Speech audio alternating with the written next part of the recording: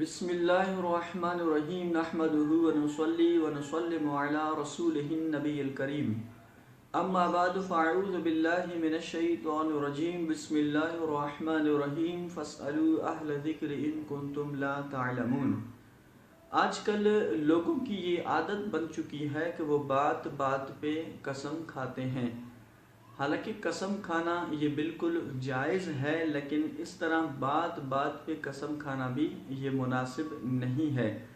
اسی طرح اگر ضرورت ہو تو پھر اس صورت میں آپ اللہ تبارک و تعالیٰ کے مبارک نام، ذاتی نام یا پھر اللہ جل جلالہ کے صفاتی نام، مثال کے طور پر رحمان کی قسم، رحیم کی قسم وغیرہ، تو ان مبارک ناموں کی قسمیں کھا سکتے ہیں۔ لیکن عام طور پر یہ دیکھا گیا ہے کہ جب لوگوں کو قسم کی ضرورت پڑتی ہے تو پھر اس صورت میں وہ غیر خدا کی قسم کھاتے ہیں، یعنی کہ مجھے میری ماں کی قسم یا باپ کی قسم، اسی طرح پھر اولاد کی قسم کھاتے ہیں کہ بیٹے کی قسم یا میری بیٹی کی قسم، اسی طرح پھر دیگر جو غیر خدا کے زمرے میں آتے ہیں ان کی قسم کھاتے ہیں کہ مجھے جو ہے تیری جان کی قسم یا میری جان کی قسم، تیرے سر کی قسم وغیرہ۔ حالانکہ یہ اس صورت میں قسم نہیں ہے۔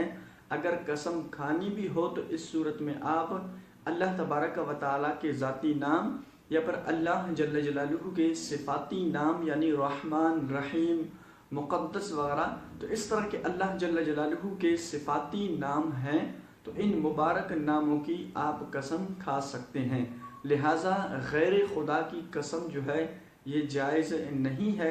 اس لیے قرآن کریم برہان رشید کی بھی آپ قسم کھا سکتے ہیں، چونکہ قرآن کریم برہان رشید یہ کلام اللہ ہے، اللہ کا کلام ہے، اور کلام اللہ چونکہ صفت الہی ہے، اس وجہ سے آپ قرآن کی بھی قسم کھا سکتے ہیں، اس میں کوئی حرج نہیں ہے۔ لہٰذا آپ سے گزارش ہے کہ جب اس طرح قسم کھانے کی ضرورت پڑ جائے تو پھر آپ اللہ کے ذاتی نام، صفاتی نام یا پھر قرآن کریم برہان رشید کی بھی قسم کھا سکتے ہیں۔ لیکن جو مروجہ طریقہ ہے، لوگوں کی عادت بن چکی ہے کہ ماں کی قسم، باپ کی قسم، بیٹے کی قسم وغیرہ وغیرہ، جان کی قسم یا تمہارے سر کی قسم، تو یہ قسم نہیں ہے۔ اسی طرح پھر بعض لوگ ایسے بھی ہیں کہ سمجھو دوسرے کو قسم دے دیتے ہیں، حالانکہ دوسرے کے قسم دلانے سے یہ قسم نہیں ہوتی۔ مثال کے طور پر کسی شخص نے کہا کہ تجھے رب کی قسم یا خدا کی قسم تو یہ کام کر، تو اب اس کے بعد آپ وہ کام نہیں کریں گے، تب بھی اس صورت میں آپ پہ کوئی کفارہ نہیں ہے۔ تو اللہ کریم جل جلالہ کی پاک بارگاہ میں دعا ہے کہ مالک کریم ہم سب کو عمل کی توفیق عطا فرمائے۔